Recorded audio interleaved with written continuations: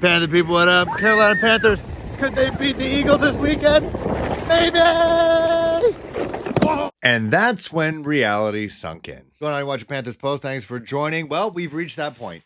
We've reached that point where Bryce Young is no longer a secret. His resurgence back from those 3 weeks off in favor of Andy Dalton, and Andy Dalton's unfortunate fender bender, putting Bryce Young, thrusting him back into the limelight.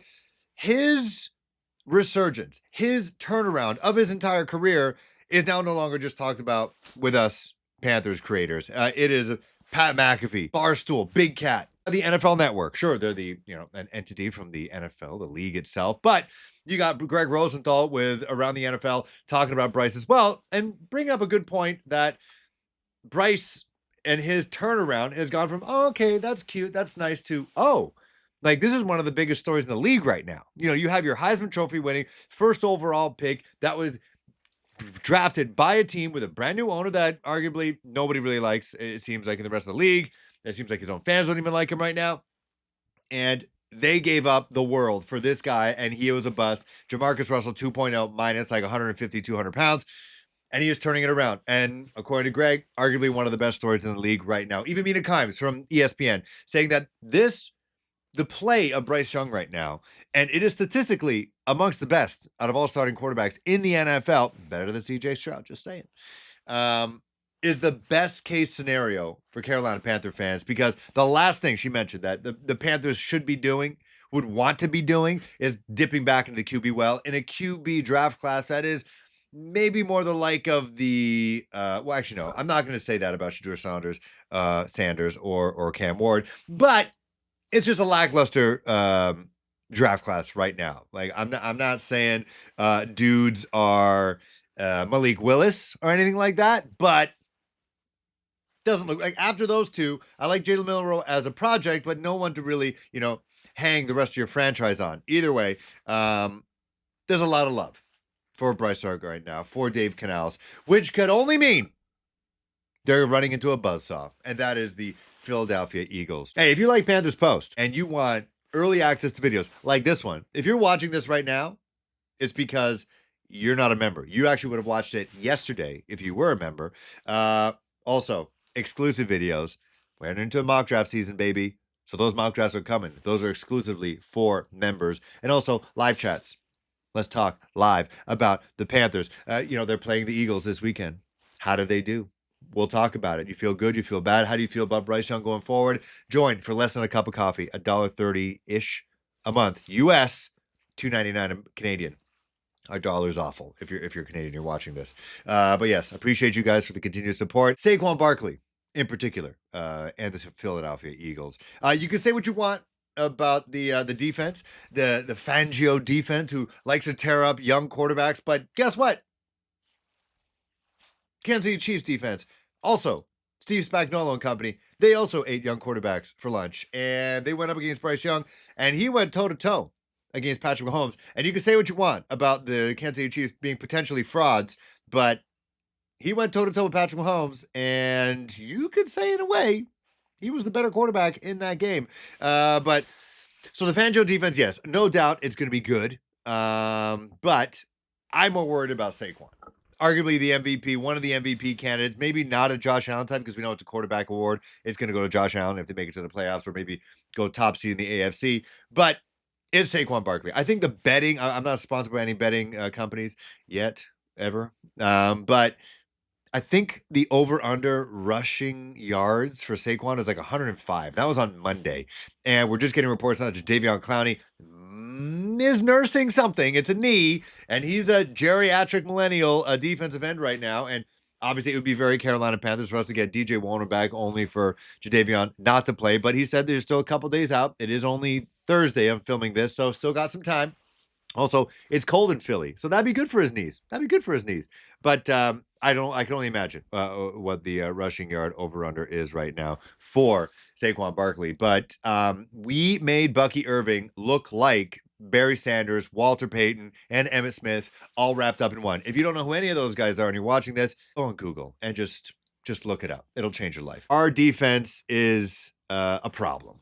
Our run defense is a problem. Mike K from the Charlotte Observer told WFNZ that this is arguably, or no, not arguably, definitely the worst run defense he has ever covered in his over a decade long covering the NFL. And he covered the Jacksonville Jaguars, if I'm not mistaken.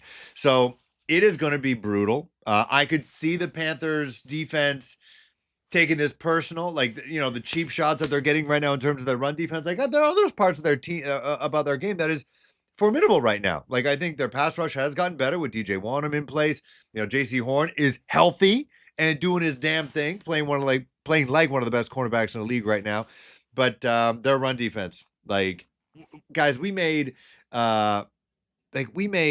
routine quarterbacks who are, the Joe Burrows, like the sneaky athletic types, like normally pocket passers, we make them look like Zach Cunningham. So the run defense is going to be tough against Saquon Barkley and company. So the best thing they can do is keep the offense on the field as long as possible. And that's Bryce Young making good decisions, which he's been doing. Being aggressive, like smart, like smart, aggressive, getting the open receivers. He's looking like he's getting Jalen Coker back. So cokeheads, you're back off the wagon. And then also JT Sanders, thankfully, is back after that scary neck injury. It seems like he was really more hurt than anything. I don't even think he was in concussion protocol, but it looks like he's back just at the right time because Tommy Tremble looks like he's hitting his stride as well in what has been an injury-plagued season for him thus far. But I've always believed in him, and I thought that he had a great game last week against the Buccaneers. So he's getting a bolstered skill position around him. So David Moore doesn't have to be the top guy. Adam Thielen, who is definitely walking around with that WR1 energy. Him, Jalen Coker, Xavier Leggett. I hope he was wearing gloves. He might have to because it's going to be cold out in Philly. He's going to have his full complement of skill position players, it looks like, on top of Jonathan Brooks, who is already getting love. Like, the guy just played like his first real meaningful snaps with the starters, and he's already getting angry run love from Kyle Brandt, NFL Network, and Good Morning Football. He might be getting his own shirt. If it does, I'm confident.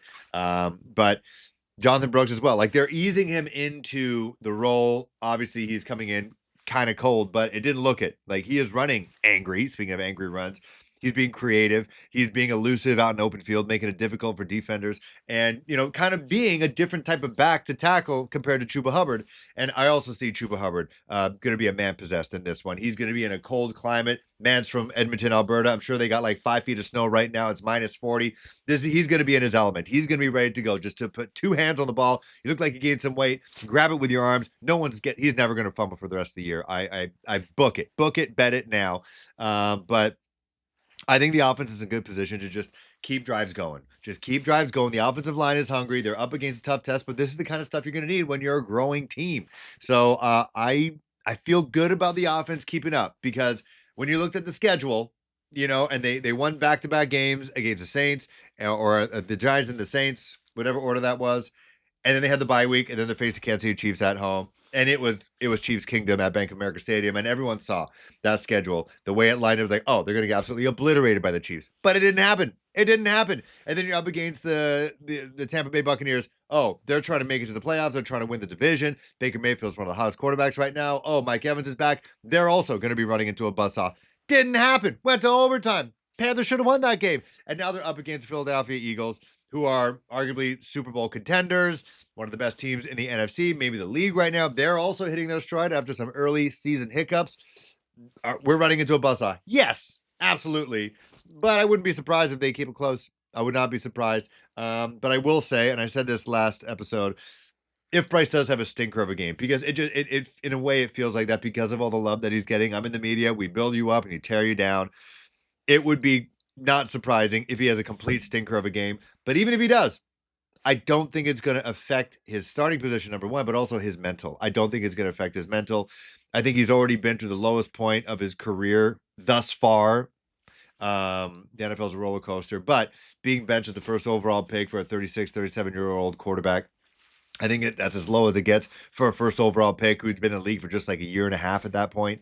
Not less than that, like a season and 2 games. So I don't think it's going to affect him. If he does throw a pick or whatever, takes a bad sack, I don't think I think he's going to come back out there calm, cool, and collected, and in a good way. Like as in he knows the answers to the questions that this defense is going to be throwing out his way. So let me know in the comments below. How do you think the Panthers are going to do in this game?